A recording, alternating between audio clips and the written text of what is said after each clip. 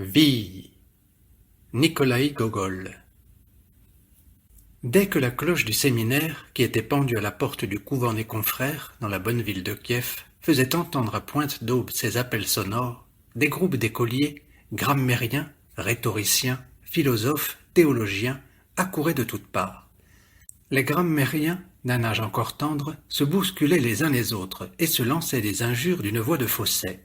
Leurs habits étaient le plus souvent sales, déchirés, et leurs poches toujours remplies de 1000 objets hétéroclites, tels que osselets, sifflets de plumes, croûtes de pâté, jeunes moineaux même, dont le pépiment indiscret, rompant parfois le silence sacré de la classe, attirait sur leurs professeurs force coups de férule, force cinglée de verge.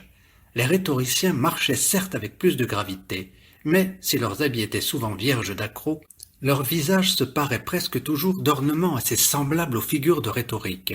Un œil au beurre noir, par exemple, une cloque sur la lèvre ou quelque autre marque distincte. Ceux-là devisaient et juraient d'une voix de ténor. Quant aux philosophes, ils parlaient une octave plus bas et n'avaient dans leur poche que des rognures de tabac.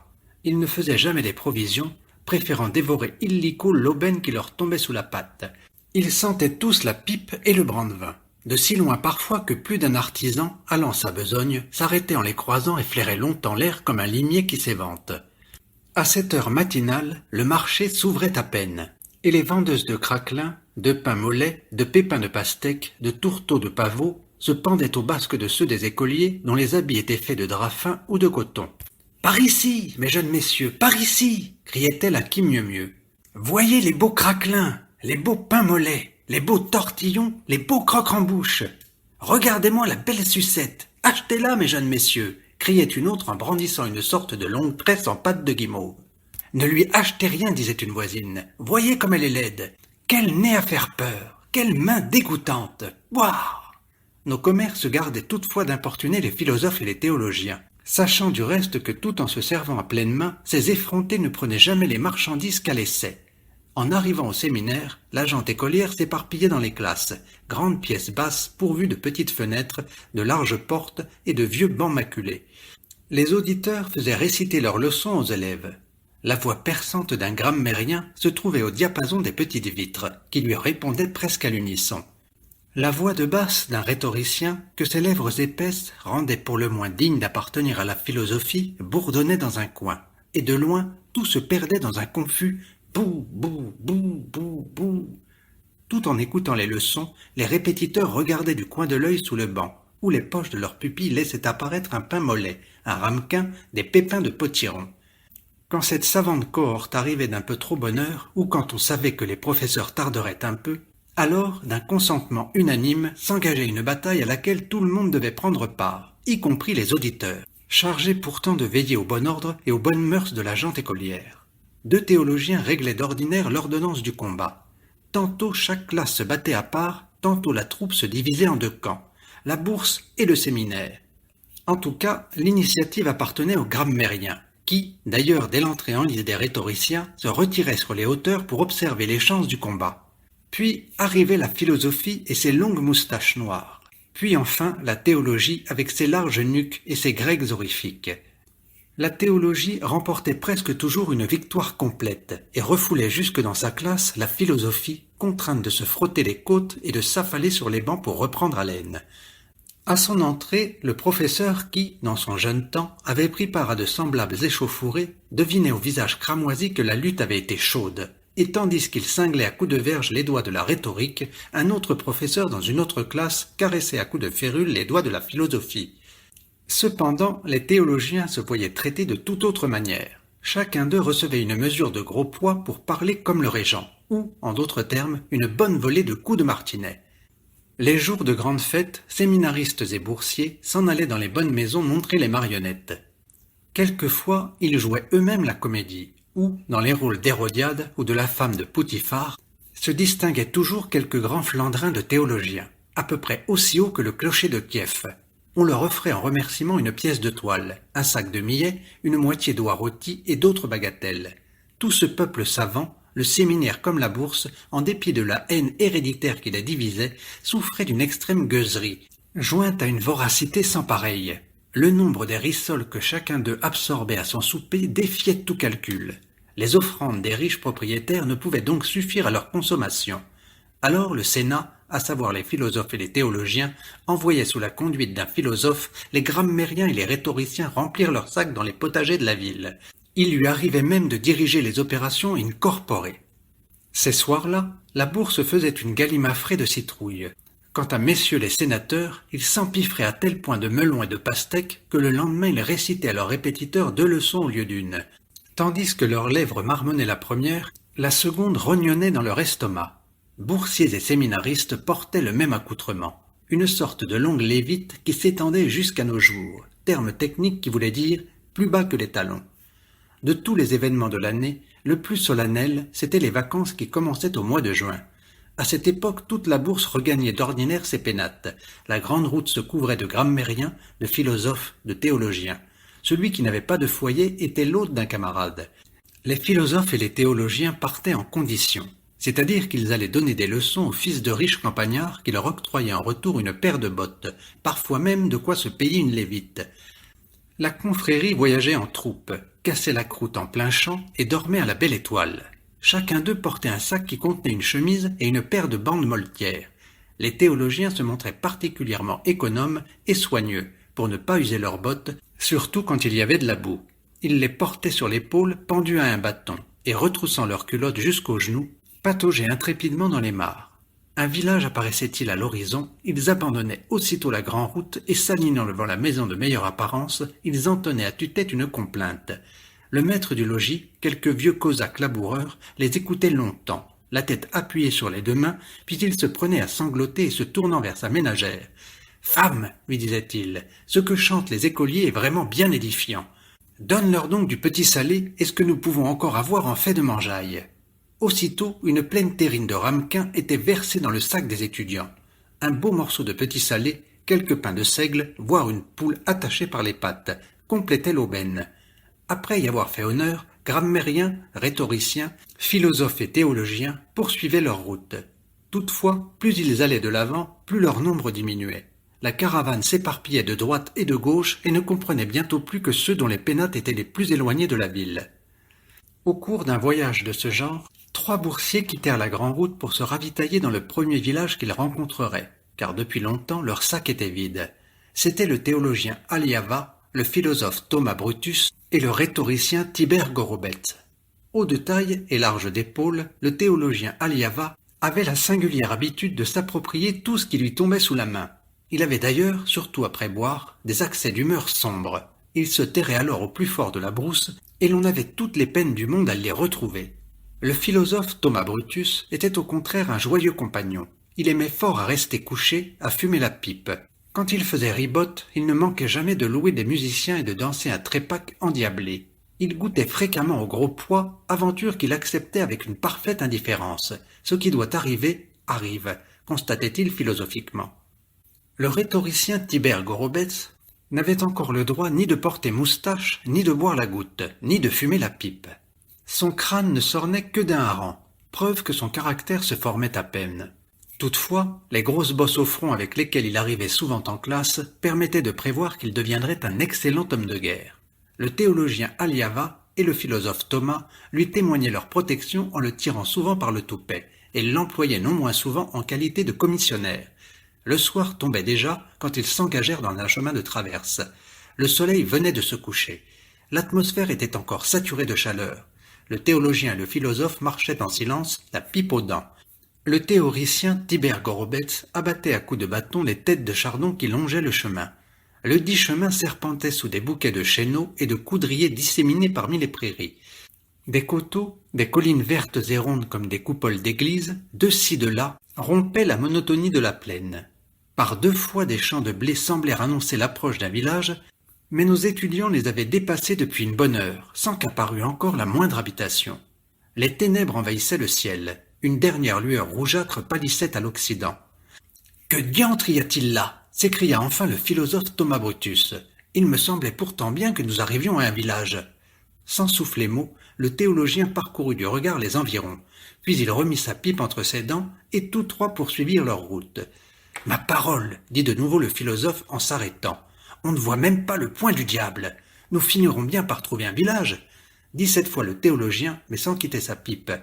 Entre-temps, la nuit était venue, et une nuit fort sombre. De légers nuages augmentaient l'obscurité, et, selon toute apparence, l'on ne pouvait compter ni sur la lune ni sur les étoiles. Les boursiers s'aperçurent que depuis un bon moment, ils faisaient fausse route. « Ah, ça! Mais où est donc le chemin ?» s'écria le philosophe d'une voix haletante, après avoir en vain tâtonné du pied à droite et à gauche. Le théologien ne répondit d'abord rien, mais après mûre réflexion, « Effectivement, la nuit est noire, proféra-t-il. » Le rhétoricien se coucha sur le ventre et se mit à chercher le chemin en rampant, mais ses mains ne rencontrèrent que les terriers de renards. Jamais chariot, semblait-il, n'avait laissé de traces dans cette steppe sans fin. Au prix de nouveaux efforts, nos voyageurs avancèrent encore quelque peu sans que le tableau changeât. Le philosophe essaya en vain de crier, mais sa voix se perdit dans l'air, et pour toute réponse, ils ne perçurent qu'un léger gémissement qui ressemblait à un lointain hurlement de loup. « Diable! Que faire ?» dit le philosophe. « Nous arrêter et passer la nuit à la belle étoile, » répondit le théologien en mettant la main dans sa poche pour en tirer son briquet et rallumer sa pipe. Le philosophe ne pouvait admettre pareille proposition. Il avait l'habitude d'ingurgiter tous les soirs 15 bonnes livres de pain accompagnées de 4 non moins bonnes livres de lard. Il sentait donc dans son estomac un vide insupportable. En outre, malgré son humeur joviale, le philosophe craignait un peu les loups.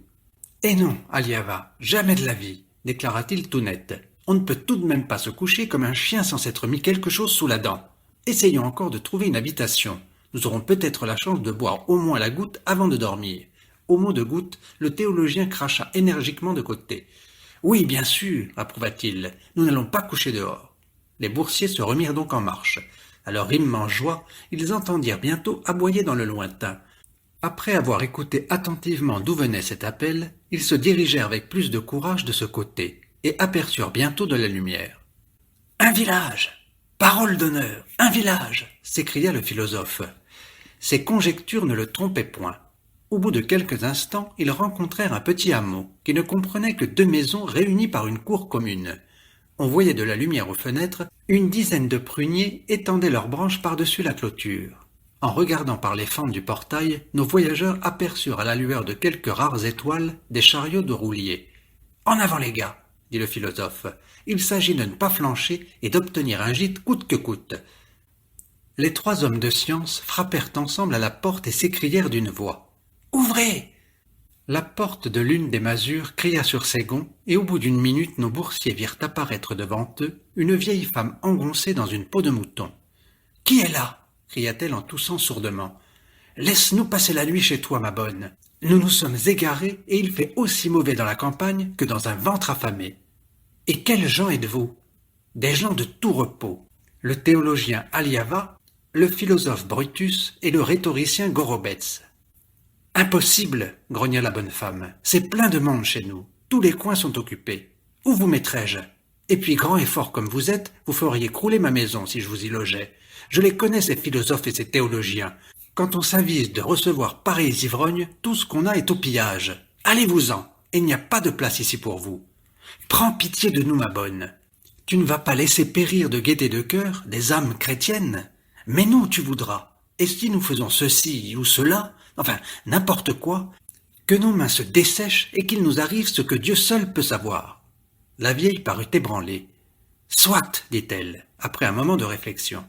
Je vais vous ouvrir, mais je vous placerai tous 3 dans des endroits différents. Je ne dormirai pas tranquille si je vous savais ensemble. »« Comme tu voudras, » acquiescèrent les étudiants. « Nous n'avons rien à redire. » Le portail grinça et ils pénétrèrent dans la cour.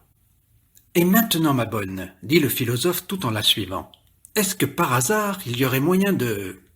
Tu me saisis, hein ?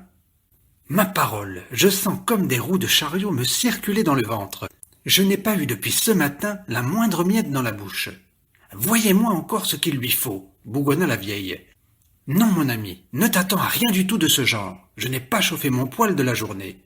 Pourtant, insista le philosophe, nous t'aurions payé cela demain, et en belle espèce sonnante. Compte là-dessus, ma vieille, ajouta-t-il à part soi. Marchez, marchez, et contentez-vous de ce qu'on vous donne. En voilà des faiseurs d'embarras. Grande fut à ces paroles la déception du philosophe Thomas, mais soudain son nez flaira une odeur de poisson séché. Lorgnant aussitôt les grecs du théologien qui marchait à ses côtés, Il vit qu'une énorme queue de poisson sortait de la poche du compère. Aliava avait déjà eu le temps de subtiliser une belle carpe dans l'un des chariots. C'était d'ailleurs là un larcin purement désintéressé, commis par simple habitude. Il n'y songeait déjà plus, et quêtait de ses yeux furteurs quelque objet de bonne prise, fût-ce une simple roue cassée.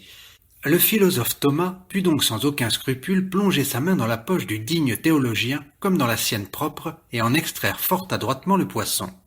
La vieille assigna aux écoliers des gîtes différents. Elle introduisit le rhétoricien dans la chaumine, puis elle enferma le théologien dans un réduit vide et le philosophe dans une bergerie également vide. Resté seul, le philosophe dévora sa carpe en moins d'un instant, parcourut du regard le palier de la bergerie, donna un coup de pied à un cochon curieux qui passait son groin par une fente, et s'étendit sur le côté droit. Il allait s'endormir du sommeil du juste, quand soudain la petite porte basse de l'enclos s'ouvrit, et la vieille entra en se courbant. « Eh bien, grand-maman, que viens-tu faire ici ?» dit le philosophe. Mais la vieille allait droit à lui, les bras ouverts. « Hé, pensa le philosophe, voilà où tu veux en venir. Grand merci, ma charmante. » Il recula d'instinct. Mais sans plus de cérémonie, la vieille s'approcha de nouveau. « Écoute, bonne maman, nous sommes en carême, et je suis ainsi fait que pour 1000 ducats, je ne toucherai pas à la viande. » Cependant, la vieille, toujours sans souffler mot, étendait vers lui ses bras avides et tâchait de le saisir. Une terreur subite s'empara du philosophe, surtout quand il vit les yeux de la gaillarde étinceler d'une lueur étrange. « Que me veux-tu, grand-maman ? Va-t'en, va-t'en au nom du ciel !» s'écria-t-il. Sans desserrer les lèvres, la vieille fonçait sur lui. Déjà ses bras l'agrippaient. Le philosophe bondit sur ses pieds, prêt à fuir. La vieille lui barra la porte, darda sur lui son regard flamboyant, marcha de nouveau à sa rencontre. Il voulut la repousser, mais à sa grande surprise, il s'aperçut que ses bras ne pouvaient se lever, ni ses jambes bouger. Sa voix elle-même ne retentissait plus. Ses lèvres remuaient sans émettre aucun son. Il ne percevait que les battements de son cœur. Il vit la vieille s'approcher de lui croiser les deux bras sur la poitrine, lui courber la tête, se jeter sur son dos avec l'agilité d'un chat. Elle lui cingla les côtes de son balai, et il partit d'un trait, trottinant comme un cheval de selle. Tout cela s'était fait si rapidement que le pauvre philosophe n'avait pas eu le temps de se reconnaître. Il saisit ses genoux à deux mains dans l'intention d'arrêter sa course. Mais, ô stupeur, ses jambes galopaient contre sa volonté et faisaient des bonds dignes d'un cheval tcherkesse. Le hameau était déjà loin. Une vaste plaine s'ouvrait devant eux, que flanquait une forêt d'un noir de suie. « Eh, mais c'est une sorcière !» put enfin se dire Thomas. La lune, en son premier quartier, brillait au firmament. La timide lumière de minuit, toute pénétrée de molles vapeurs, s'étendait doucement sur la terre comme un voile diaphane. Les bois et les prairies, le ciel et la vallée, tout semblait dormir les yeux ouverts. Aucune brise n'agitait l'air moite. Les ombres des arbres et des buissons tombaient longues et aiguës comme des queues de comète sur la pente douce de la plaine unie. Telle était la nuit, tandis que le philosophe Thomas Brutus galopait avec son bizarre cavalier sur le dos. Une langueur inconnue, angoissante et douce à la fois, s'insinuait en son cœur. Il baissa la tête. Alors l'herbe de la steppe, que pourtant il frôlait presque, lui parut croître très loin, très bas, tandis qu'au-dessus d'elle s'étendait une nappe d'eau claire comme une source de montagne. Cette herbe formait une sorte de fond de mer limpide, transparent jusqu'en ses profondeurs. Du moins, il y voyait sa propre image réfléchie avec celle de la vieille qui chevauchait sur son dos. Au lieu de la lune, un soleil inconnu promenait sa lumière sur cette mer. Une ondine à l'abri d'une touffe de roseaux laissait entrevoir son dos, sa jambe, son corps souple, nerveux, tout tremblotement et tout étincelle. Tantôt, son visage aux yeux clairs et perçants tourné vers lui, elle s'approche en roucoulant sa chanson insinuante, et quand elle atteint presque la surface de l'eau, elle tressaille d'un rire éclatant, puis soudain plonge et s'éloigne. Tantôt elle se renverse sur le dos, ses formes vaporeuses ondulent capricieusement, et sous la caresse du soleil nocturne, ses seins prennent une blancheur mate de porcelaine tendre. Une foule de petites bulles les couvre comme autant de perles. Elles frissonnent toutes et rient au fond de l'eau. Voit-il cela? Ne le voit-il pas? Rêve-t-il? Est-il éveillé? Et là-bas, qu'entend-il? Est-ce le vent qui souffle? Est-ce une musique qui s'élève? Cela résonne, bruit, s'étend, s'approche, pénètre dans l'âme comme un tri aigu. Qu'est-ce que cela veut dire? Songeait, tout en regardant en bas, le philosophe Thomas Brutus, toujours lancé à fond de train. Ruisselant de sueur, il éprouvait une sensation diaboliquement agréable, une jouissance atroce, épuisante. Il croyait parfois n'avoir plus de cœur et posait avec effroi sa main sur sa poitrine. Éperdu, brisé de fatigue, il tâchait de se remémorer toutes les prières qu'il connaissait, quand soudain il éprouva un soulagement. Sa marche devenait plus lente, la sorcière l'étreignait plus mollement, l'herbe drue frôlait maintenant ses pieds, et il n'y voyait plus rien de surnaturel. Le pâle croissant de la lune brillait au firmament. « Bien, bien !» pensa le philosophe Thomas, qui se prit à réciter presque à haute voix ses exorcismes. Et soudain, avec la promptitude de l'éclair, il se débarrassa de la vieille et lui sauta à son tour sur le dos. La sorcière se mit à courir à tout petits pas, mais avec une rapidité telle que son cavalier pouvait à peine respirer. La terre semblait fuir sous ses pieds. N'eût été la rapidité de la course qui les confondait devant ses yeux, il aurait pu, à la lueur indécise de la lune, distinguer des objets épars sur la plaine mate. Il saisit une bûche au passage et se mit à battre de toutes ses forces la sorcière, lui arrachant d'abord des hurlements de colère, puis des gémissements de plus en plus affaiblis, plus doux, plus langoureux. On eût dit le tintement frêle d'une clochette d'argent. Ces sons plaintifs pénétraient jusqu'à l'âme du philosophe. « Est-ce bien une vieille femme ?» se demandait-il involontairement. « Ah, je n'en peux plus !» murmura-t-elle enfin d'une voix brisée en se laissant choir sur le sol. Le philosophe se remit sur pied et comme l'aurore se levait, illuminant au loin des coupoles dorées des églises de Kiev, il osa dévisager la sorcière couchée devant lui. C'était une belle jeune fille avec de grands cheveux épars et des cils longs comme des flèches. Ses bras nus et blancs, écartés sur le sol, elle gémissait en levant au ciel des yeux remplis de larmes. La pitié, l'effroi, un trouble étrange aussi s'emparèrent de Thomas. Tremblant comme la feuille, il se mit à courir à toutes jambes. Son cœur battait à se rompre. Il ne s'expliquait point le bizarre sentiment qui pour la première fois l'agitait. La campagne avait perdu tout attrait pour lui, et il se hâta de regagner Kiev, sans pouvoir oublier un seul instant l'hallucinante aventure. On ne voyait presque plus d'écoliers dans la ville. Tous, qu'ils fussent ou non pourvus de conditions, avaient déjà pris la clé des champs, car dans les campagnes de la petite Russie, il est bien facile de se régaler sans bourse délier. De crème, de fromage, de boulettes, de ramequins larges comme votre chapeau. La grande bâtisse à demi ruinée où logeaient les boursiers était complètement vide. Notre philosophe eut beau fureter dans tous les coins, explorer même tous les trous du toit, cachettes ordinaires des écoliers, il n'y découvrit pas le moindre morceau de lard, pas le moindre chanteau de pain.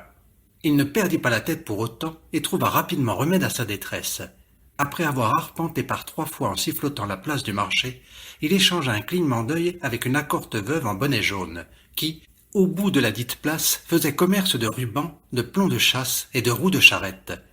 Le jour même, attablé dans une maisonnette en pisé qu'ombrageait une cerisaie, il fit honneur à un poulet, à des galettes de millet, bref, à toutes sortes de victuailles dont l'énumération n'en finirait plus. Ce soir-là, on put voir le philosophe commodément établi au cabaret. Étendu sur un banc, un grand pot d'étain devant lui, il fumait sa pipe comme de coutume. Il jeta ostensiblement un demi-ducat au cabaretier juif. Il regardait les allants et venants d'un œil insouciant et satisfait, et ne pensait plus du tout à sa fantastique aventure. Cependant, le bruit se répandit en tout lieu que la fille d'un des plus riches centeniers, dont la terre se trouvait à quelques 12 lieues de Kiev, était revenue un jour d'une promenade toute rouée de coups, et ayant à peine la force de marcher. Sentant son heure dernière approcher, elle avait témoigné le désir que l'oraison pour les agonisants, et 3 jours après sa mort, les prières pour les trépassés fussent récitées par un certain Thomas Brutus, séminariste dans la bonne ville de Kiev.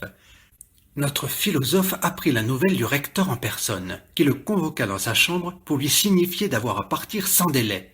Le noble seigneur avait mandé tout exprès une voiture et des gens pour le prendre.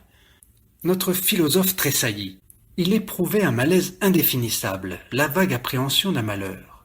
Aussi déclara-t-il tout franc qu'il ne partirait point.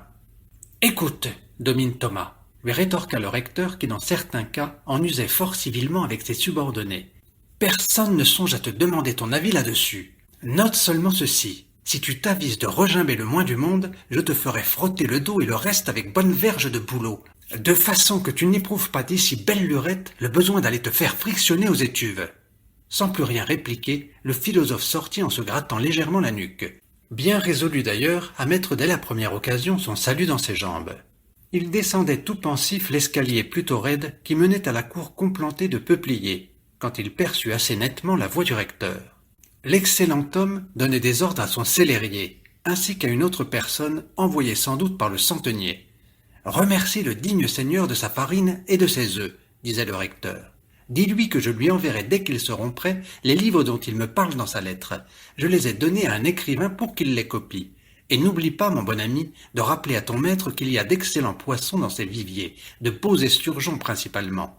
Je le sais fort bien, et lui serais reconnaissant de m'en faire tenir à l'occasion. Ici au marché, le poisson est cher et mauvais. Et toi, Yaftouk, donne à ces braves gens un gobelet de brandevin.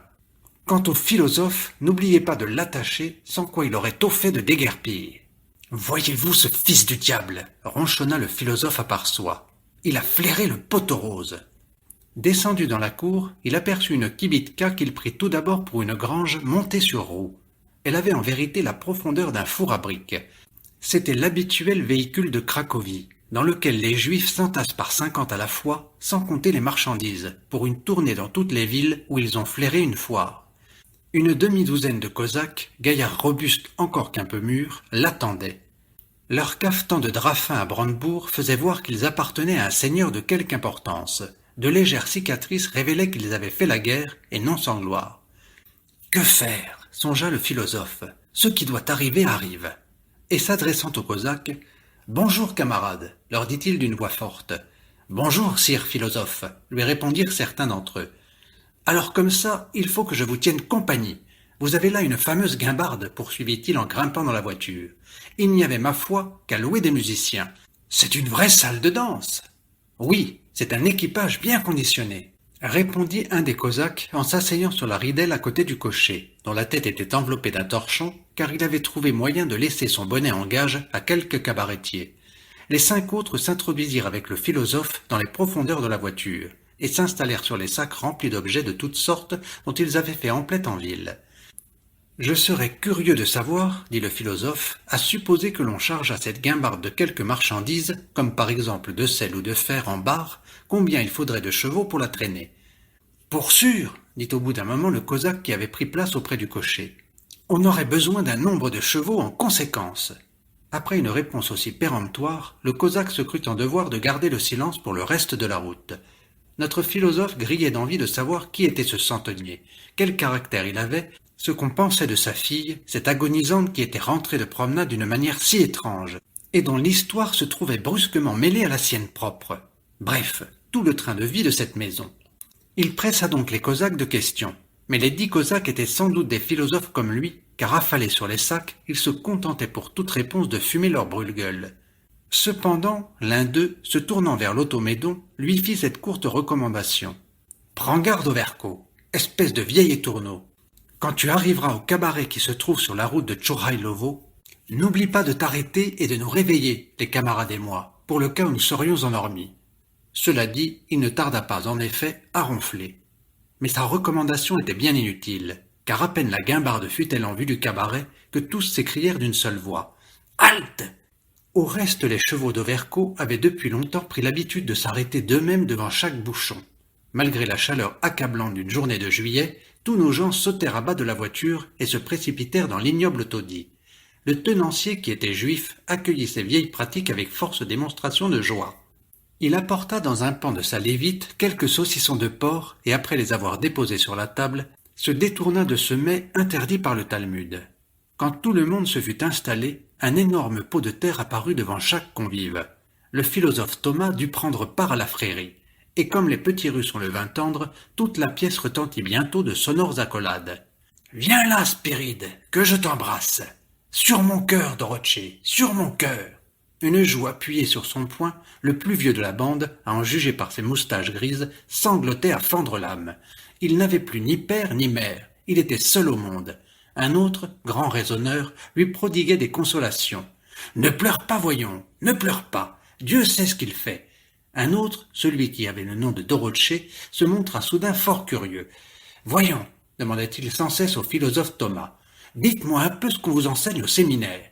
C'est-il ce que notre chantre nous dégoise à l'église, ou bien c'est-il autre chose ?»« Laisse là tes questions, disait le raisonneur d'une voix empâtée. Va pour ce qui est, Dieu sait ce qu'il fait, Dieu sait tout. Non, non, insistait Dorothée, je veux savoir ce qu'il y a dans leurs livres. C'est peut-être pas du tout la même chose que dans ceux de notre chantre. Mon Dieu, reprenait le digne mentor. Peut-on dire des choses pareilles? C'est la volonté du bon Dieu, voyons. Et ce que Dieu a fait, on n'y peut rien changer. Je veux savoir tout ce qui est écrit. Je veux entrer au séminaire. Parole d'honneur. Tu ne me crois peut-être pas capable d'apprendre ce qu'on y enseigne. J'apprendrai tout. Tout. Oh, mon Dieu, soupira le consolateur, et il laissa choir sa tête sur la table, car il n'était plus du tout en état de tenir debout. Cependant, les autres Cosaques parlaient des seigneurs ou se demandaient pour quelle raison il y a une lune au ciel. Cette disposition des esprits parut au philosophe Thomas propice à ses desseins. Il s'adressa tout d'abord au grison qui se lamentait d'avoir perdu père et mère. « Qu'as-tu à geindre comme ça, vieux frère? Moi aussi je suis orphelin. Laissez-moi partir. Mes braves gens, qu'avez-vous besoin de moi? » « Oui, oui, approuvèrent quelques-uns. Laissons-le partir. C'est un orphelin que diantre. Qu'il aille où bon lui semble. Oh mon Dieu, dit le consolateur en soulevant la tête. Laissez-le partir, qu'il aille son chemin, le pauvre. Et déjà les Cosaques s'apprêtaient à lui donner d'eux-mêmes la clé des champs, quand celui qui s'était montré si curieux les arrêta. Non, dit-il, je veux causer avec lui du séminaire. Rapport que moi aussi, je veux y entrer au séminaire. D'ailleurs, notre philosophe lui était bien incapable de prendre la fuite. En effet, dès qu'il essaya de se lever, ses jambes lui parurent de bois, et il aperçut une telle quantité de portes dans la pièce qu'il n'aurait pu trouver la véritable. Le soir tombait déjà quand la compagnie songea à reprendre sa route. Après s'être enfournés dans la guimbarde, ils partirent en excitant les chevaux et en beuglant une chanson dont il lui était fort difficile de saisir les paroles et la mélodie. Ils errèrent ainsi une bonne partie de la nuit, perdant à chaque instant le chemin que pourtant ils connaissaient par cœur. Une côte très rapide les amena enfin dans un vallon, et le philosophe aperçut de chaque côté du chemin des palissades et des haies flanquées de petits arbres bas et dominés par des toitures. C'était un gros village appartenant aux centeniers. Il était déjà plus de minuit, et de petites étoiles trouaient le ciel sombre. Aucune lumière ne brillait. Accueillis par un concert d'aboiements, ils pénétrèrent dans la grande cour, autour de laquelle se pressaient des granges et des masures. En face du portail, une bâtisse un peu plus considérable servait sans doute de logis aux centeniers. La guimbarde s'arrêta devant une façon de hangar où nos voyageurs s'allèrent gîter. Le philosophe eût volontiers jeté un coup d'œil sur la demeure seigneuriale, mais si grand qu'il les écarquilla, tout se brouillait devant ses yeux. Il prenait la maison pour un ours et la cheminée pour le recteur. Il eut un geste de dépit et s'en fut lui aussi dormir. Quand il s'éveilla, une agitation extrême régnait dans le domaine. La demoiselle était morte pendant la nuit. Les domestiques effarés couraient en tous sens, quelques bonnes femmes pleuraient, une foule de curieux regardait par les trous de la clôture dans la cour, où il n'y avait pourtant rien à voir. Le philosophe put maintenant examiner à loisir les lieux que l'obscurité ne lui avait point permis de discerner. Le corps de logis n'était qu'une maisonnette couverte de chaume, telle qu'on les construisait autrefois dans la petite Russie. Un petit fronton haut et pointu, percé d'une fenêtre ronde assez semblable à un œil levé vers le ciel, tout peinturluré de croissants rouges, de fleurs jaunes et bleues, s'appuyait sur des colonnettes en bois de chêne, rondes jusqu'au milieu, hexagonales à la base et curieusement travaillées au chapiteau. Le dit fronton abritait un modeste perron flanqué de bancs. Des auvents étayés par des colonnes du même genre, mais torses, couraient le long de la façade, qu'ombrageait un poirier pyramidal aux feuilles tremblotantes. 2 rangées de granges parallèles formaient avenue au milieu de la cour. Près du portail, 2 caveaux triangulaires, également couverts en chaume, se faisaient vis-à-vis. Une porte basse y donnait accès. Toutes sortes d'enluminures agrémentaient leurs 3 pans de mur. Sur l'un d'eux, un cosaque juché sur un tonneau brandissait au-dessus de sa tête un pichet, orné de cette inscription « Je boirai tout ». Sur un autre, une gourde et des flacons formaient le fond d'un tableau que rehaussait un cheval les pieds en l'air, une pipe, un tambour de basque et cette noble inscription « Le vin fait la joie du cosaque ». À l'énorme lucarne de l'une des granges apparaissaient un tambour et des trompettes de cuivre. 2 canons étaient en batterie près du portail. Le seigneur, à n'en point douter, aimait à se réjouir. Les joyeuses clameurs des festins devaient souvent retentir dans tous les coins de son domaine. 2 moulins à vent précédaient le portail. Un vaste jardin s'étendait derrière le logis, ses arbres touffus masquaient les masures du village. Seules les fêtes noircies des cheminées apparaissaient à travers les cimes. Tout le village tenait à l'aise sur le large ressaut d'une colline. Une autre colline bouchait la vue du côté du nord et dévalait presque à pic jusqu'à la porte même du domaine. Regardée d'en bas, elle semblait encore plus abrupte. De maigres broussailles s'accrochaient de ci de là à son sommet et tranchaient en noir sur le ciel bleu. Ses flancs nus, tout sillonnés par les eaux torrentielles, inspiraient des pensées plutôt lugubres. Deux chaumières s'agrippaient à cet escarpement. Un gros pommier dont les racines s'accotaient à de petits pieds soutenant de la bonne terre étendait au-dessus de l'une d'elles ses vastes branches. Les pommes qu'abattait le vent roulaient jusque dans la grande cour. Une route en lacet descendait la colline et venait aboutir au village en passant devant la propriété. Le philosophe mesura des yeux l'inclinaison de cette pente, et, songeant au voyage de la veille, « Allons, se dit-il, pour que, conduite par une bande d'ivrognes, l'énorme guimbarde et tout son chargement n'aient point culbuté dans ce précipice, il faut évidemment que les chevaux du centenier soient des bêtes fort adroites, ou que ces Cosaques aient la tête bien solide. » Le philosophe se trouvait sur le point culminant de la cour. Quand il reporta ses regards du côté opposé, il découvrit un tout autre paysage. Le village s'étendait par paliers jusqu'à la plaine, où des prairies déroulaient à perte de vue leur verdure dont l'éclat s'assombrissait par degrés.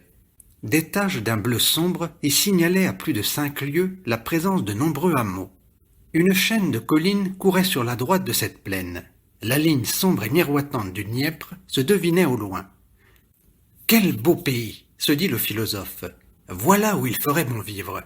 Pêcher dans le fleuve et les étangs, chasser au filet ou au fusil le courlis et la canepetière, sans compter les outardes qui doivent amonder dans ces prairies. On pourrait aussi sécher des quantités de fruits et les vendre à la ville, ou, mieux encore, en tirer de l'eau-de-vie. Car à mon sens, la meilleure eau-de-vie de grain ne soutient pas la comparaison avec le ratafia. Il ne serait pas mauvais non plus de songer à jouer des jambes. » Il aperçut derrière la haie un petit sentier envahi par les hautes herbes. Il y mettait le pied machinalement avec l'intention de faire d'abord un semblant de promenade, puis de gagner subrepticement le large à l'abri des maisons, quand soudain une main plutôt lourde s'abattit sur son épaule. Le même vieux cosaque qui, la veille au soir, avait tant déploré et sa solitude et la perte de ses pères et mères, était planté derrière lui. « C'est en vain que tu t'imagines, messire philosophe, pouvoir t'enfuir de chez nous, lui dit-il. On ne s'échappe pas d'ici comme ça, et puis les chemins sont mauvais pour les piétons. Allons plutôt trouver notre maître. Il y a beau jeu qu'il t'attend dans sa belle chambre. »« Eh, mais je ne demande pas mieux. Allons-y, » dit le philosophe, et il emboîta le pas au cosaque. Le centenier, barbon à moustache grise, les traits empreints d'une morne tristesse, était assis devant une table, la tête appuyée sur ses 2 mains. Il n'avait guère dépassé la 50aine, mais son visage bouleversé, sa pâleur cadavérique, témoignait qu'un instant avait suffi à ravager son âme, que toute sa gaieté d'autrefois, toute sa vie bruyante avait disparu pour toujours. À l'entrée de Thomas suivi du vieux cosaque, il écarta une de ses mains et répondit d'un léger hochement de tête à leur profond salut. Thomas et son cosaque demeuraient près du seuil à distance respectueuse. « Quel est ton nom et ton état, mon brave ?» s'enquit le centenier d'une voix neutre.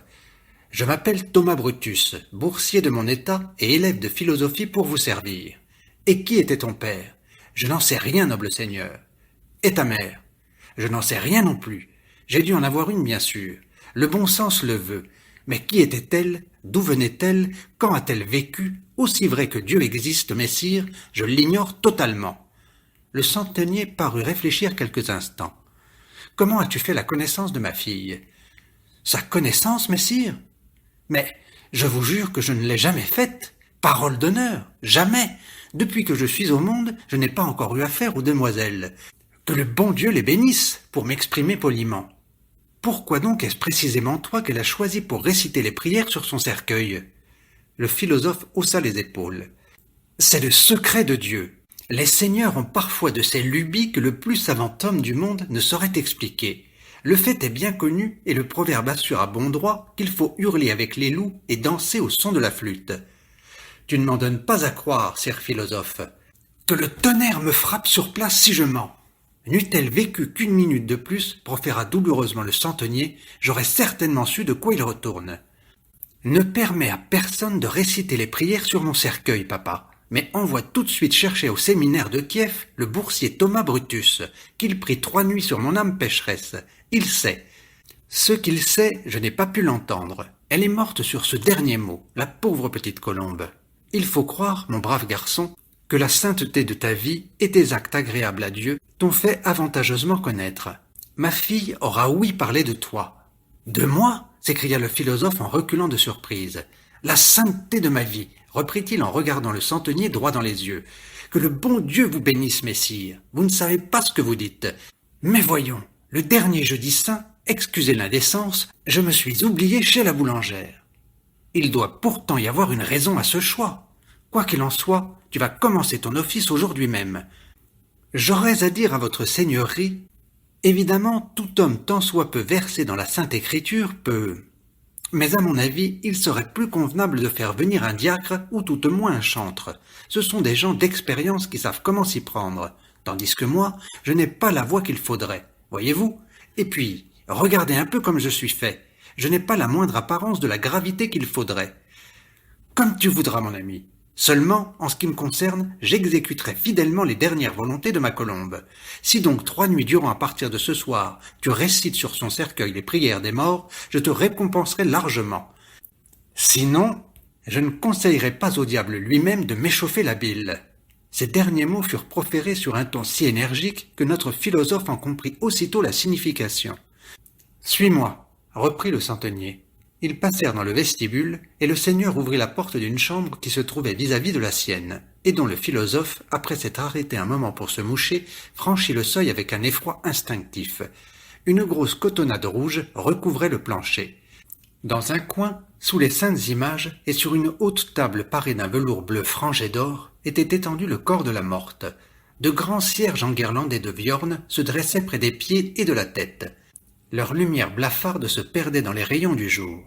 L'inconsolable père s'était assis devant la couche funèbre, tournant le dos à la porte et dérobant ainsi au regard le visage de la défunte, à laquelle il tenait des propos peu faits pour rassurer le philosophe. « Ce que je regrette le plus, ma bien-aimée fille, ce n'est pas de te voir abandonner la terre à la fleur de ton âge, avant le terme qui t'était fixé, me laissant en proie à la tristesse et à l'affliction. Ce que je regrette, ma douce colombe de Dieu, c'est d'ignorer le nom de mon plus cruel ennemi. J'entends le misérable qui a causé ta mort. Si je savais qui a pu avoir l'audace de te faire affront ou proférer sur ton compte la moindre médisance, je jure devant Dieu que cet homme-là ne reverrait jamais ses enfants s'il est vieux comme moi, ni son père et sa mère s'il est encore dans la fleur de ses ans. Son corps servirait de pâture aux oiseaux de proie, aux bêtes fauves de la steppe. Mais hélas, ma fleurette, ma caillette, ma mignonnette, je devrais passer dans la douleur le reste de mes jours, contraint d'essuyer avec un pan de mon habit les grosses larmes qui couleront de mes yeux flétris, tandis que mon ennemi se donnera du bon temps et rira en cachette du vieillard impuissant. Il s'arrêta à bout de force. Sa douleur déchirante éclata en un torrent de larmes. Touché d'une pareille affliction, le philosophe tout sauta pour éclaircir sa voix. Le centenier se retourna et lui désigna sa place, près du chevet de la morte, devant un petit pupitre où reposaient quelques livres. « 3 nuits seront bientôt passées, se dit le philosophe, et puis le Seigneur me remplira les poches de ducats beaux et bons. » Il s'approcha du lutrin et, après avoir toussé encore une fois, commença son office sans détourner les yeux et sans pouvoir se résoudre à dévisager la morte. Au profond silence qui s'établit, il devina que le centenier s'était retiré. Il tourna lentement la tête, jeta sur la morte un regard furtif et... un tremblement le saisit. Il avait devant lui une beauté comme il n'en paraît que bien rarement sur la terre. Jamais sans doute visage n'avait offert des traits aussi fortement accusés et en même temps aussi splendidement harmonieux. Elle paraissait encore vivante. Son beau front pur comme l'argent, doux comme la neige, semblait penser. Ses sourcils soyeux et réguliers, ténèbres tranchant sur cette clarté éblouissante, dominaient fièrement ses yeux clos dont les fils tombaient en flèches sur les joues qu'embrasait l'ardeur des convoitises secrètes. Ses lèvres, rubis écarlates, souriaient d'un sourire de béatitude. Un flot de délices allait s'en échapper. Cependant, le philosophe décernait dans ces mêmes traits quelque chose d'effrayant. Une angoisse sourdait dans son âme comme un chant funèbre entonné soudain parmi les ébats d'une foule en liesse. Tout à coup, son sang ne fit qu'un tour. Il venait d'être saisi d'une ressemblance terrible. « La sorcière !» s'écria-t-il d'une voix étranglée. Il pâlit, détourna les yeux, reprit sa lecture. C'était bien la sorcière qui l'avait tué. Au coucher du soleil, on porta la morte à l'église. Le philosophe qui soutenait sur son épaule un des coins du cercueil recouvert de drap noir eut l'impression d'un contact glacial. Le centenier ouvrait la marche, soutenant lui aussi de la main le côté droit de l'étroite cassette, qui serait la dernière demeure de sa fille. Presque au bout du village, une morne église de bois, noircie, rongée par une mousse verdâtre, dressait timidement ses 3 pauvres coupoles coniques. Depuis longtemps sans doute, aucun service ne s'y célébrait. Des cierges brûlaient maintenant devant presque toutes les images saintes. On déposa le cercueil au milieu de l'église, juste en face du chœur. Le vieux centenier embrassa encore une fois la morte, se prosterna et sortit avec les porteurs, auxquels il enjoignit de faire bonne chère au philosophe et de le ramener ensuite à l'église. En arrivant à la cuisine, tous ceux qui avaient porté le cercueil appliquèrent leurs mains contre le poêle, suivant la coutume de nos petits Russes quand ils ont vu un mort. La faim, qui commençait à talonner le philosophe, lui fit pour un moment oublier la défunte. La cuisine s'emplit peu à peu, c'était une sorte de club où se réunissaient tous les êtres vivants du domaine, y compris les chiens qui venaient en agitant la queue mendier jusque sur le seuil des os et des débris. Quelque part, et pour quelque affaire qu'un valet fût dépêché, il entrait d'abord se reposer un instant et fumer une pipe dans la cuisine. Tous les célibataires du lieu, godelureaux se pavanant dans leur hoqueton à la cosaque, passaient là le plus clair de leur journée, affalés sur les bancs, sous les bancs, sur le poêle, bref, partout il était possible de s'étendre. Comme par un fait exprès, chacun d'eux y oubliait toujours son bonnet ou son fouet, ou quelque objet de ce genre. Toutefois, l'assemblée la plus nombreuse se tenait à l'heure du souper, auquel assistaient et le meneur de chevaux, qui avait déjà rentré ses bêtes dans l'enclos, et le vacher qui rappelait l'heure de la traite, et tous ceux qu'on ne pouvait voir dans le cours de la journée. À ce moment, les langues les plus paresseuses se mettaient en branle. On parlait de tout, et de ce que l'un s'était fait une culotte neuve, et de ce que l'autre avait vu un loup, et ce qui se trouve au centre de la terre, etc. Il se rencontrait toujours dans la compagnie plusieurs faiseurs de bons mots, espèces fort nombreuses en petite Russie. Le philosophe entra avec les autres dans le cercle en plein air, installé devant la porte de la cuisine. Une commère en bonnet rouge apparut bientôt sur le seuil, tenant dans ses mains un grand pot de rissole fumante, qu'elle déposa au milieu du cercle. Chacun tira de sa poche une cuillère de bois, ou à son défaut un simple poinçon, également en bois. Dès que les mâchoires jouèrent avec moins de rapidité et que l'appétit dévorant de tous les convives se fut un peu assouvi, bon nombre d'entre eux engagèrent une conversation dont la morte devait naturellement faire les frais. « Est-il vrai, dit un jeune berger qui portait attaché à la courroie de sa pipe tant de boutons et de plaques de cuivre qu'il ressemblait à une échoppe ambulante de ferblantier, est-il vrai que notre demoiselle, que le bon Dieu lui pardonne, avait des accointances avec le mauvais esprit ?»« La demoiselle, dit notre vieille connaissance Dorothée. Pour sûr que c'était une sorcière. Oui, une vraie sorcière. J'en mettrais ma main au feu. Tais-toi, tais-toi, Dorothée, reprit un troisième, celui qui, au cours de la route, avait montré tant de propension à consoler les autres. Ces choses-là ne nous regardent point, et mieux vaut ne pas en parler. Mais Dorothée n'était nullement disposé à se taire.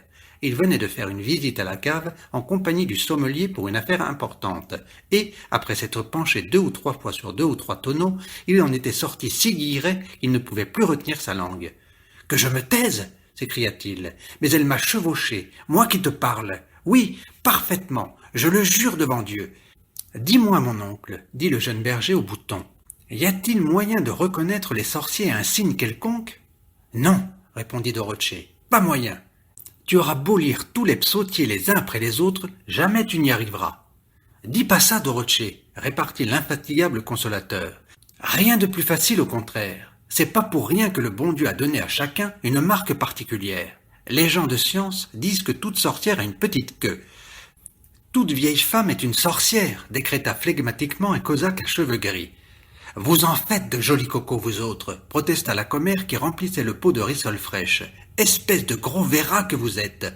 En voyant que ces paroles avaient piqué la bonne femme au vif, le vieux cosaque, dont le nom était Yaftouk, et le sobriquet l'applique, laissa errer sur ses lèvres un sourire de satisfaction.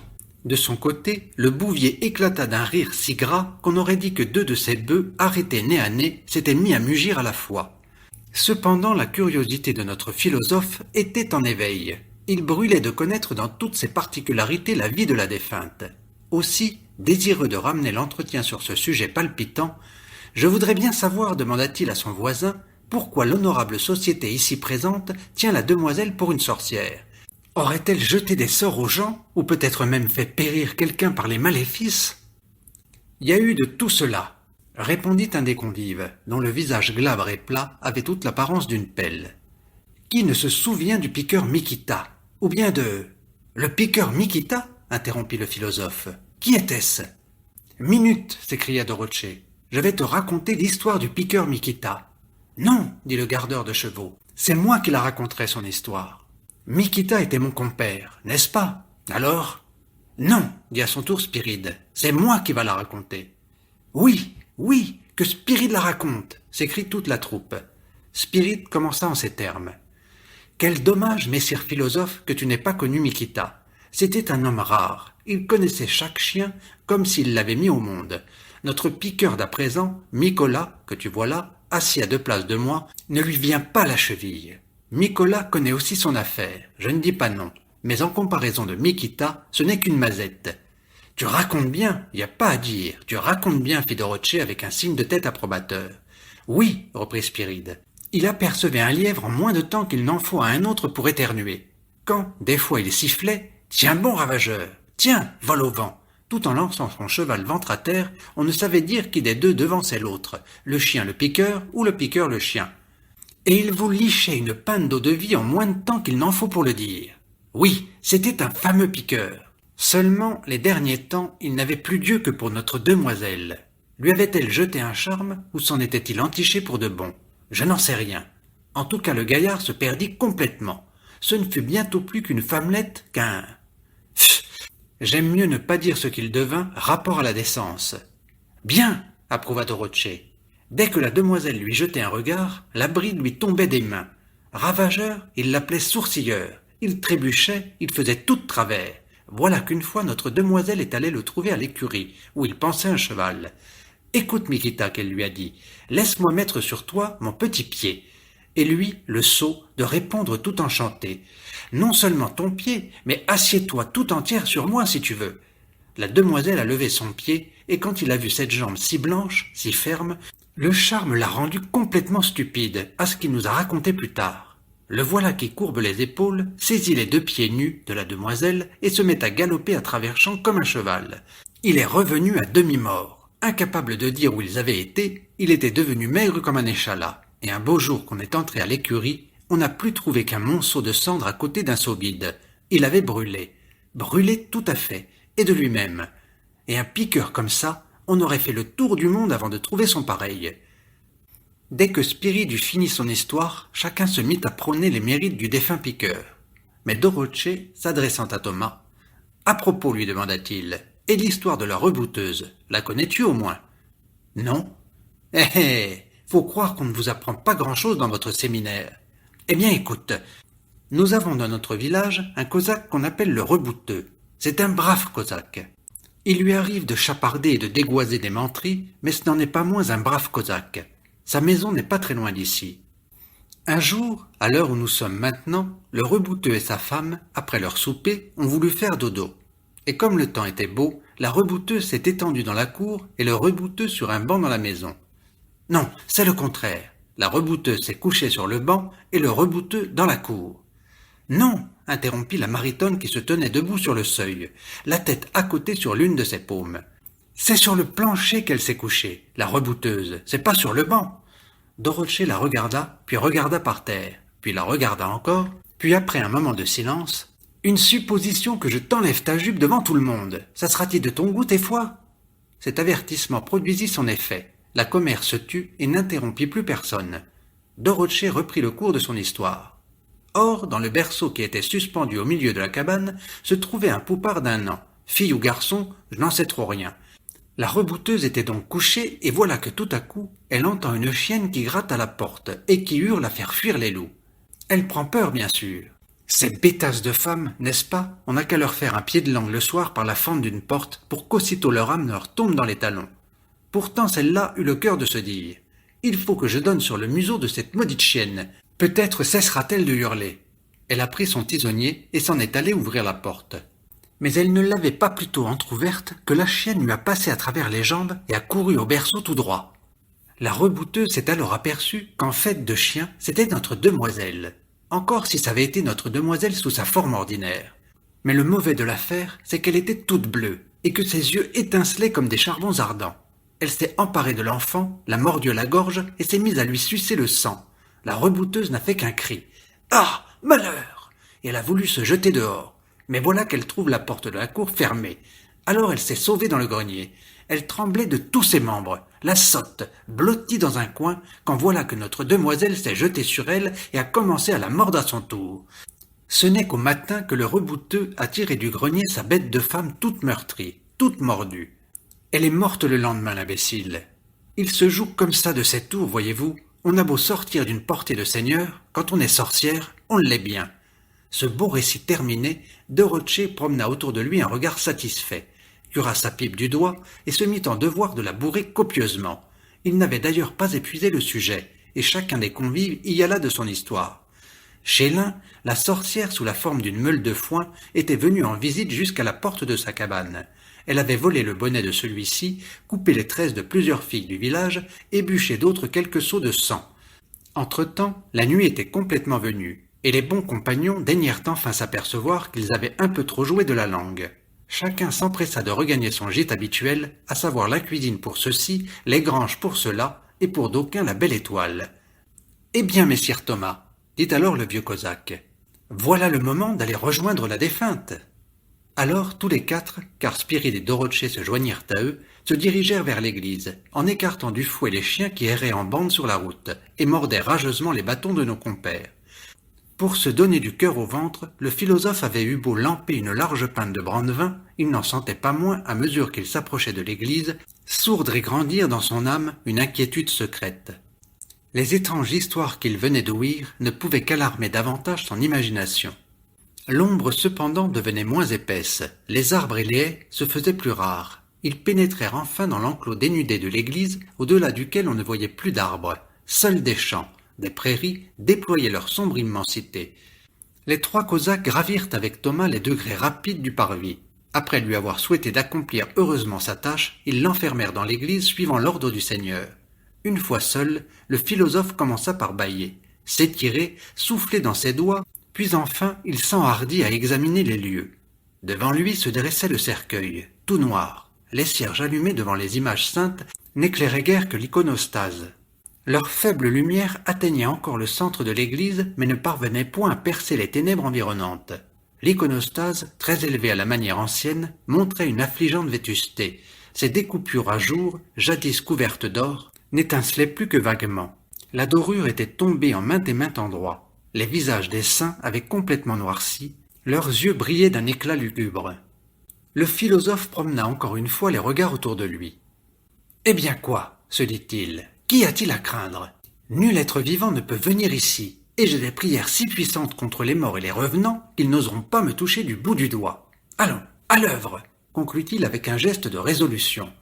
En approchant du lutrin, il aperçut quelques paquets de cierges.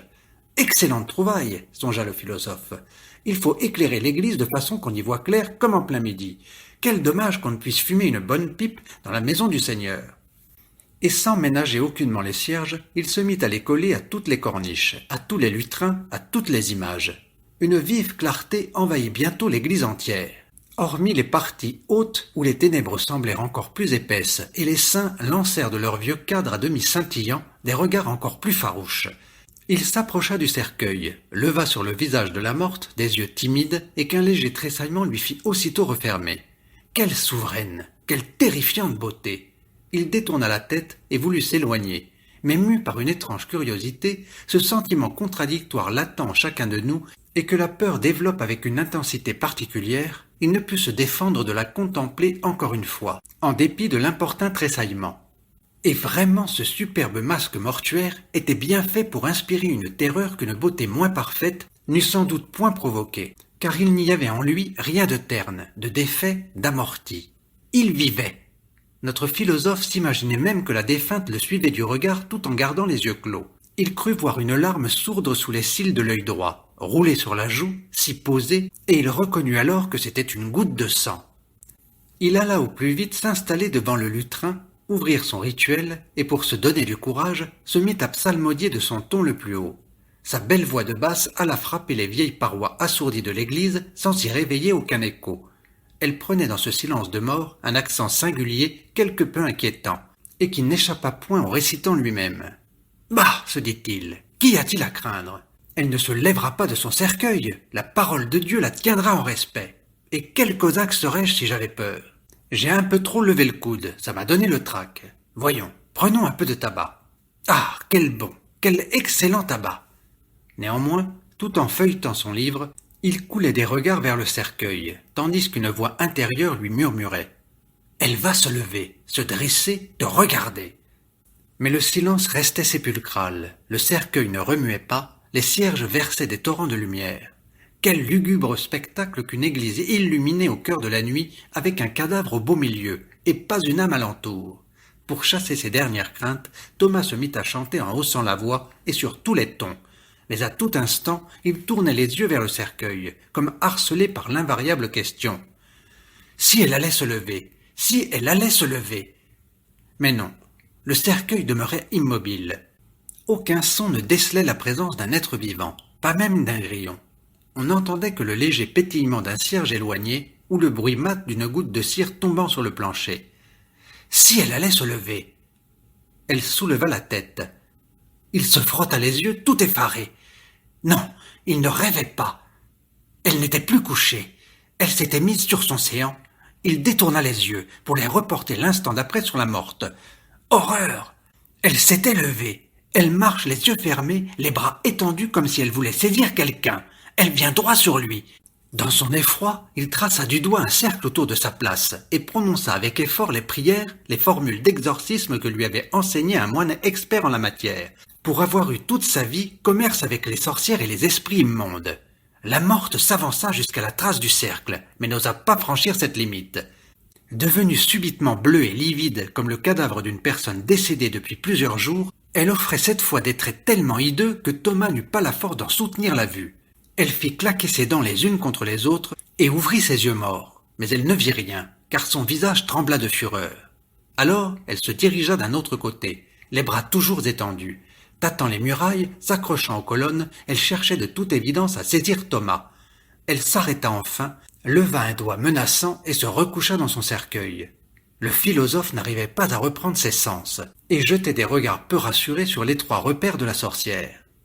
Tout à coup, le cercueil s'élança de sa place et avec un sifflement aigu, se mit à décrire dans l'église des zigzags sans fin. Thomas le vit un moment presque sur sa tête, mais s'aperçut en même temps qu'il ne pouvait franchir le cercle tutélaire.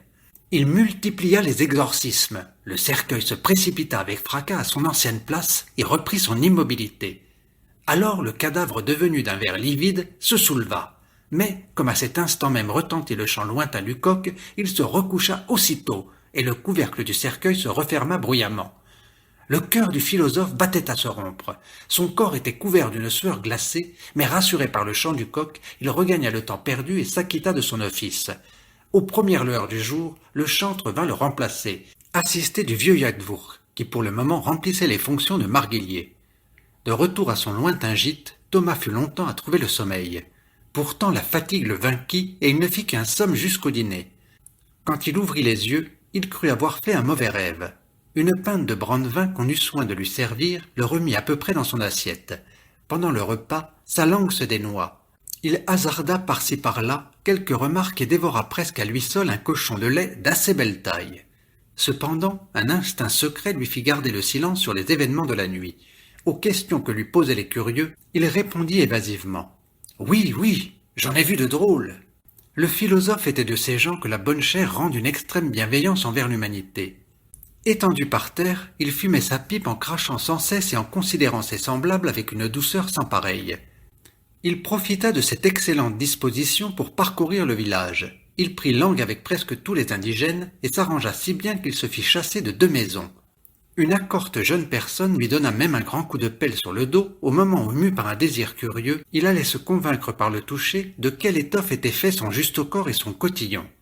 Mais plus le soir approchait, plus notre homme devenait soucieux. 1 heure avant le souper, presque tous les gens de la maison se mirent à jouer au kragli, sorte de jeu de quilles où les boules sont remplacées par de longs bâtons. Comme le gagnant a le droit de monter à cheval sur le perdant, ce jeu ne laissait pas d'offrir certains spectacles piquants. Quelquefois le meneur de chevaux, large comme un flanc, grimpait sur le dos du porcher, petit bonhomme malingre et tout ratatiné. D'autres fois, c'était le meneur de chevaux qui présentait son dos, et Dorothée, en sautant dessus, ne manquait jamais de dire « Quel gros bœuf !» Les gens plus posés fumaient leurs pipes près de la cuisine et contemplaient les joueurs d'un air grave. Ils ne se déridaient même pas quand la jeunesse riait à se tenir les côtes d'une facétie de Spiride ou du meneur de chevaux. « Eh bien, sire écolier, lui dit le vieux cosaque en se levant de table avec Dorothée, voilà le moment d'aller à notre affaire. » On reconduisit Thomas à l'église. On l'y enferma comme la veille, et dès qu'il fut seul, son angoisse s'accrut à la vue des sombres images dans leur cadre doré et du noir cercueil dans son immobilité menaçante. « Voyons, proféra-t-il, je suis maintenant au fait de tout ce beau sabbat. Il ne me surprendra plus. Ce n'est terrible que la première fois. Oui, la première fois évidemment, c'est un peu effrayant. Mais ensuite, ce n'est plus terrible. Non, plus terrible du tout. » Il gagna rapidement le lutrin, s'entoura d'un cercle, prononça quelques exorcismes et se mit à psalmodier après avoir pris la ferme résolution de ne pas lever les yeux du psautier et de ne pas prêter attention à quoi que ce fût. Au bout d'une heure, il commençait à tout sauter, à ressentir quelque fatigue, il tira sa tabatière de sa poche, et avant de porter le tabac à son nez, il lança un coup d'œil timide sur le cercueil. Son cœur se serra d'épouvante. La morte se tenait déjà sur la trace du cercle, et fixait sur lui des yeux ternes et vitreux. Il tressaillit, baissa les yeux, précipita ses orémus et ses exorcismes. Il entendit la morte grincer des dents. Il devina qu'elle agitait furieusement les bras dans l'intention de le saisir. Mais un regard qu'il osa lui décocher à la dérobée le convainquit qu'elle ne pouvait le voir car elle ne le cherchait point où il était. Le spectre se prit soudain à grommeler de ses lèvres glacées des paroles étranges, incompréhensibles, dont le son rauque rappelait le pétillement de la poix bouillante et dont le sens à coup sûr devait être effroyable. Thomas comprit avec terreur que c'étaient des conjurations. Bientôt, en effet, un grand vent s'éleva dans l'église, tandis qu'au dehors éclatait le fracas d'un vol tumultueux. Thomas entendit des ailes battre les vitres et les grillages des fenêtres, des griffes grincer sur le fer, une poussée formidable ébranlait la porte. Son cœur battait avec violence. Les yeux obstinément clos, il multipliait exorcismes et patenôtres. Enfin, un cri aigu monta dans le lointain. C'était le chant du coq. À bout de force, notre philosophe s'arrêta, poussa un soupir de soulagement. Quand au matin on vint le relayer, on le trouva à demi-mort. Adossé à la muraille, les yeux hors des orbites, il regardait les braves cosaques d'un air hébété. Il fallut le porter en quelque sorte hors de l'église et le soutenir tout le long du chemin. Une fois arrivé, il se secoua, s'étira, se fit donner une chopine et vida le contenu d'un trait, passa la main dans ses cheveux et dit « Que ne voit-on pas comme vermine en ce bas monde? Ce sont des légions de... » Au lieu d'achever sa phrase, il eut un geste qui en disait long. En entendant cela, les bonnes gens réunis autour de lui baissèrent la tête à qui mieux mieux. Un galopin même, que tous les croquants se croyaient le droit d'envoyer à leur place puiser de l'eau ou balayer l'écurie, ce rien du tout de galopin osa cette fois ouvrir la bouche comme les autres. Dans ce moment vint à passer une femme encore assez jeune, dont un juste au corps serré à la taille faisait ressortir les formes rebondies. C'était l'aide de la vieille Maritorne, une faraude à tout crin, qui épinglait toujours quelque babiole à sa coiffe, un bout de ruban, un œillet, voire une papillote à défaut d'autre chose. « Bonjour, Thomas, » dit-elle en apercevant le philosophe. « Ah, mon Dieu, que t'est-il arrivé ?» s'écria-t-elle tout à coup en frappant de surprise ses mains l'une contre l'autre. « Quoi donc, espèce de sotte? Mais tu es devenu tout gris. »« Eh, c'est ma foi vrai, » constata Spiride après avoir considéré Thomas avec attention. « Te voilà quasiment aussi blanc que notre vieux Yaftouk. » À ces mots, le philosophe se précipita dans la cuisine où il avait remarqué un morceau de miroir, petit triangle sali par les mouches et destiné à la toilette de la faraude, à en juger par les myosotis, par les pervenches, par la guirlande de soucis qui l'entourait. En effet, une partie de ses cheveux était devenue blanc. Thomas Brutus dut le reconnaître non sans épouvante. Il baissa la tête et réfléchit profondément. « Je vais de ce pas tout conter au Seigneur, se dit-il enfin, et lui déclarer tout franc que je ne peux plus réciter les prières, qu'il me renvoie tout de suite à Kiev. » Et il se dirigea dans cette intention vers le corps du logis.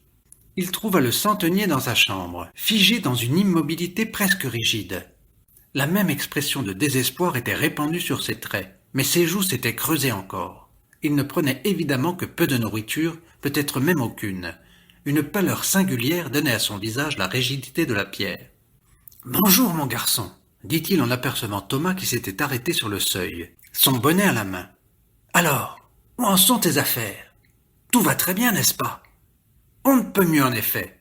Il se passe là-bas de telles diableries que je n'ai plus qu'à sauter sur mon bonnet et à prendre mes jambes à mon cou. »« Comment cela ? » ?»« Mais, noble sire, votre fille, elle est, bien sûr, de noble extraction. Personne n'osera prétendre le contraire. Seulement, ne vous fâchez pas, et que Dieu veuille bien avoir son âme. Eh bien quoi, ma fille ? Elle s'est accointée avec Satan, et elle fait de telle peur aux gens qu'aucune prière n'y remédie. Récite toujours, ce n'est pas pour rien qu'elle a exigé ta présence. Elle songeait à son âme, la pauvre chère Colombe, et voulait par des prières chasser toute mauvaise pensée. Sur l'honneur, messire, cela surpasse mes forces. Récite toujours, insista le centenier. Il ne reste plus qu'une nuit. Tu feras œuvre pie et je te récompenserai. Excusez-moi, messire, mais quelles que soient vos récompenses, je ne le lirai plus, déclara Thomas de son ton le plus ferme. Écoute, philosophe, répartit le centenier, et de persuasive, sa voix devint menaçante. Je n'aime pas les caprices. Garde ces manières-là pour ton séminaire, parce que chez moi, si je te fais donner une raclée, ce sera d'une autre façon que ton recteur. Sais-tu ce que c'est que les étrivières ? Bien sûr, répondit le philosophe en baissant la voix. Tout le monde connaît ça. En grande quantité, c'est intolérable. Oui, seulement tu ne sais pas encore comment mes garçons s'entendent à étriller les gens, s'écria le centenier en se levant brusquement. Son visage prit une expression hautaine et farouche, trahissant ainsi la rudesse d'un caractère assoupli un moment sous l'influence du chagrin. Ici, vois-tu, on commence par caresser les côtes, puis on jette de l'eau-de-vie dessus, et alors on les frotte pour de bon. À ton office, mon garçon. Si tu ne veux pas, tu es un homme mort. Si tu le remplis jusqu'au bout, tu auras 1000 ducats. Oh, voilà un gaillard avec qui mieux vaut ne pas plaisanter, se dit le philosophe en sortant. Mais attends, mon bel ami, je vais si bien jouer des jambes que tes chiens et toi, vous n'arriverez pas à me relancer. Bien décidé à gagner le large, Thomas attendit impatiemment l'heure propice de l'après-dîner, où tous les gens avaient coutume de se fourrer dans les granges à foin et d'y dormir la bouche ouverte, en laissant échapper de vigoureux ronflements, grâce auxquels le domaine se métamorphose en manufacture. Cette heure arriva enfin. Yaftouk lui-même s'étendit au soleil et ferma les yeux. Le philosophe, tout tremblant, gagna à pas de loup le parc d'où il lui semblait plus facile de prendre la clé des champs. En effet, ce parc, comme tous ceux de ce genre, était livré à l'abandon, par cela même très propre à toute entreprise secrète. Hormis un petit sentier, frayé pour les besoins de la maison, tout le terrain disparaissait sous des buissons de sureaux, de cerisiers devenus sauvages, au-dessus desquels les tiges élancées des glouterons érigeaient leurs capitules roses et cotonneux. Le houblon jetait sur ce fouillis d'arbustes un réseau dont les mailles se pressaient jusqu'à la haie, et retombaient de l'autre côté en grappes serpentantes, entrelacées aux vrilles du liseron. Par-delà cette haie, limite extrême du parc, s'étendait une véritable forêt de broussailles où jamais personne sans doute ne s'était aventuré. Toute faux qui se fût attaquée à leurs tiges fortes et ligneuses aurait volé en éclats. Quand le philosophe se décida à franchir la haie, ses dents se prirent à claquer et son cœur à battre si fort qu'il s'en épouvanta lui-même. Le bas de sa longue lévite semblait collé, cloué à terre. Il croyait entendre une voix tonitruante lui corner à l'oreille. « Où vas-tu » Le pas sauté, il s'enfonça à toutes jambes dans la brousse, écrasant taupe sur taupe, trébuchant à chaque minute sur de vieilles souches. Il voyait qu'au sortir de ce fourré, il n'aurait plus qu'à traverser un champ pour trouver un asile sûr dans une épaisse ronceraie, qui, suivant ses conjectures, aboutissait à la route de Kiev. Il franchit le champ au galop, mais dut, pour se frayer un passage à travers la ronceraie, abandonner à mainte épine un morceau de sa lévite. Et soudain, il déboucha dans une petite clairière. Un saule y déployait ses branches, dont certaines tombaient presque jusqu'à terre. Une source étincelait dans l'herbe, fraîche, argentée. Le philosophe se coucha aussitôt à plat ventre et but à longs traits, car il éprouvait une soif intolérable. « Quelle bonne eau !» fit-il en s'essuyant les lèvres. « Si je me reposais ici !»« Non, continuons plutôt à courir. On s'est peut-être déjà mis à notre poursuite. » Ces mots, prononcés au-dessus de sa tête, le firent se relever brusquement. Yaftouk était devant lui. « Yaftouk du diable !» se dit-il tout en colère. « Avec quel plaisir je te donnerai un bon croc en jambe pour t'envoyer ensuite une volée de coups de trique à travers le museau et toute ta vilaine personne. »« Pourquoi diantre as-tu fait un si grand détour ?» reprit le bonhomme. « Tu n'avais qu'à prendre comme moi le chemin qui longe les écuries. Il mène tout droit ici. Comme ça, tu n'aurais pas déchiré ta lévite. Dommage de voir abîmer un drap pareil. Qu'as-tu payé l'aune ? Mais assez prononcé pour le moment. Hein ? S'agit de regagner le bercail. » L'oreille basse, le philosophe emboîta le pas à Yaftouk. « C'est pour le coup, songeait-il, que la maudite sorcière me fera avaler du poivre. Mais non, voyons, qu'ai-je à craindre? Suis-je cosaque, oui ou non? J'ai déjà récité les prières pendant 2 nuits. Dieu m'assistera encore pendant la 3e. Pour que le malin la protège ainsi, il faut que la maudite sorcière ait bien des péchés sur la conscience. » Ces réflexions et d'autres du même genre lui redonnèrent du cœur. Aussi, dès son retour, pria-t-il Dorothée qui, grâce à la protection du sommelier, avait parfois l'entrée des caves seigneuriales, d'en tirer un quartot de brandevin. Quand les 2 compères commodément installés à l'abri du hangar eurent lampé une demi-douzaine de pintes, le philosophe se dressa d'un bond en criant « Des musiciens! Je veux des musiciens! Donnez-moi des musiciens !» Et sans attendre, il se mit à danser dans le coin le plus net de la cour un trépac tellement endiablé qu'il en oublia l'heure du goûter. Les gens de la maison qui avaient fait cercle autour de lui, comme cela se pratique en pareil cas, finirent par cracher d'impatience et par l'abandonner à ses entrechats en bougonnant. « A-t-on idée de gigoter si longtemps ?» Enfin, il se coucha et s'endormit sur la place. Quand vint le moment de dîner, il fallut lui verser sur la tête un plein seau d'eau froide pour le réveiller. Pendant le repas, il décrivit prolixement les qualités du vrai cosaque, lequel, à l'entendre, devait avant tout ignorer la crainte. « Il est temps, allons !» dit soudain Yaftouk. « Allons !» répéta le philosophe en se levant. « Que la langue te pèle, ragot de malheur !» ajouta-t-il à part soi. Tout le long du chemin, le philosophe ne cessait de scruter les alentours. C'était en vain qu'il essaya de faire parler ses compagnons. Yaftouk gardait le silence et Dorothée lui-même n'était pas en train. Il faisait une nuit d'enfer. Une bande de loups hurlait dans le lointain et l'aboiement même des chiens avait quelque chose d'angoissant. « Ce ne sont pas des loups qui hurlent, fit observer Dorothée. On dirait des hurleurs d'une autre espèce. » Yaftouk continuait à se taire et le philosophe ne trouva rien à répliquer. Ils pénétrèrent enfin dans la vétuste église, dont les lambris vermoulus accusaient le peu de soucis que le Seigneur prenait de Dieu et de son salut. Yaftouk et Dorothée se retirèrent comme les soirs précédents, et le philosophe resta seul. Il s'arrêta un instant. Tout, autour de lui, gardait le même aspect lugubre. Le cercueil de la terrible sorcière était toujours là, au milieu, dans sa sinistre immobilité. « Je n'aurais pas peur. Non, Dieu m'en est témoin, je n'aurais pas peur, » dit-il. Et après s'être entouré de son cercle protecteur, il se remémora tous les exorcismes qu'il connaissait. Dans l'église qu'illuminait la flamme tremblotante des cierges, un silence atroce planait. Le philosophe tourna une page, puis une autre, et remarqua soudain qu'il récitait tout autre chose que le contenu de son rituel. Il fit un signe de croix et se mit à chanter des psaumes. Cela le rassura quelque peu. Les feuillets se suivaient l'un après l'autre, quand tout à coup, au milieu du silence, le couvercle en fer du cercueil éclata avec un horrible vacarme, et la morte se leva, encore plus hideuse que la veille. Ses dents claquèrent furieusement, des convulsions agitèrent ses lèvres, et dans un odieux glapissement, elle commença ses invocations. Un tourbillon s'éleva, brisant les vitres, jetant à terre les saintes images. La porte fut arrachée de ses gonds, une horde se rua dans le saint lieu, qu'elle emplit bientôt d'un grand bruit d'ailes, d'un long froissis de griffes. Cela rampait, courait, volait, cherchait partout le philosophe. Les dernières fumées de l'ivresse s'étaient dissipées.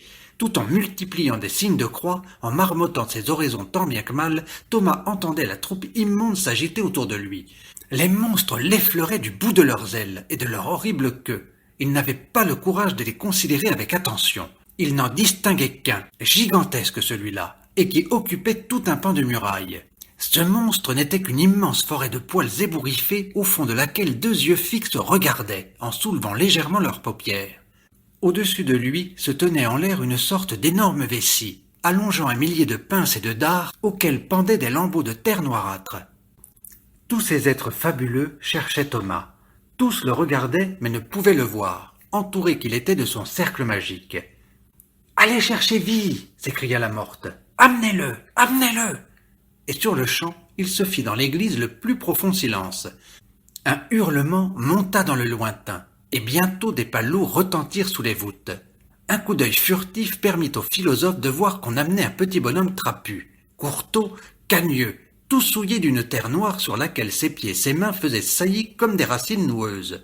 Il ne marchait qu'avec peine et trébuchait à chaque pas. Les longs cils de ses paupières fermées tombaient jusqu'au sol. Thomas remarqua avec terreur que son visage était de fer. On le conduisit, en le soutenant sous les bras, tout droit devant la place où se trouvait le philosophe. « Levez-moi mes paupières, je ne vois rien !» prononça Vide d'un ton caverneux. « Ne regarde pas !» souffla au philosophe une voix intérieure. Il ne put retenir sa curiosité et regarda. « Le voilà !» s'écria Vie en le désignant de son doigt de fer. La horde entière se rua sur le philosophe. Frappé d'épouvante, il tomba de son haut et trépassa sur le cou. Alors retentit le chant des coqs. C'était déjà le second. Les gnomes n'avaient pas fait attention au premier. Dans leur effroi, ils se précipitèrent confusément aux portes et aux fenêtres. Mais il n'était plus de temps, et ils demeurèrent à jamais plaqués à ces fenêtres et à ces portes par où ils voulaient s'envoler. Le prêtre qui vint le matin pour dire l'office des morts recula à la vue de cette profanation. Depuis lors, l'église abandonnée, avec ses monstres figés à leur place, est toujours restée dans le même état, mais elle a disparu sous les ronces, les broussailles, les arbrisseaux. Personne ne pourrait aujourd'hui en retrouver le chemin. Quand le bruit de cette mémorable aventure atteignit enfin la bonne ville de Kiev et que le théologien Aliava apprit la triste fin du philosophe Thomas Brutus, il y réfléchit toute une heure. Entre-temps, de notables changements étaient survenus dans son sort. La fortune lui avait souri. Ses études terminées, on l'avait fait sonneur du plus haut clocher de la ville, et il se montrait le plus souvent avec un nez meurtri, l'escalier de bois de ce clocher étant bâti en dépit du bon sens. « As-tu entendu dire ce qui est arrivé à Thomas ?» demanda en s'approchant de lui Tibère Gorobetz, qui était devenu philosophe et portait moustache. « C'est Dieu qui l'a voulu, dit le sonneur. Allons prendre un verre à sa mémoire. » Le jeune philosophe usait de ses nouveaux privilèges avec un enthousiasme si fervent que sa culotte, sa lévite et jusqu'à son bonnet sentaient l'eau-de-vie et le tabac. Il s'empressa donc d'accepter la proposition. « Quel excellent homme que notre Thomas !» dit le sonneur au moment où le cabaretier boiteux posait devant lui la troisième cruche. « Oui, c'était un fameux homme, et le voilà qui a péri pour rien. Moi, je sais pourquoi. C'est parce qu'il a eu peur. S'il n'avait pas eu peur, la sorcière n'aurait pu lui faire aucun mal.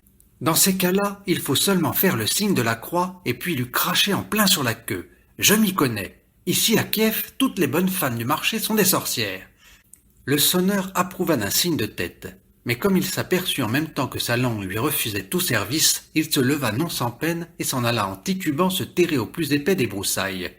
Cependant, fidèle à sa constante habitude, il n'oublia point de dérober en passant une vieille semelle de bottes qui traînait sur un banc.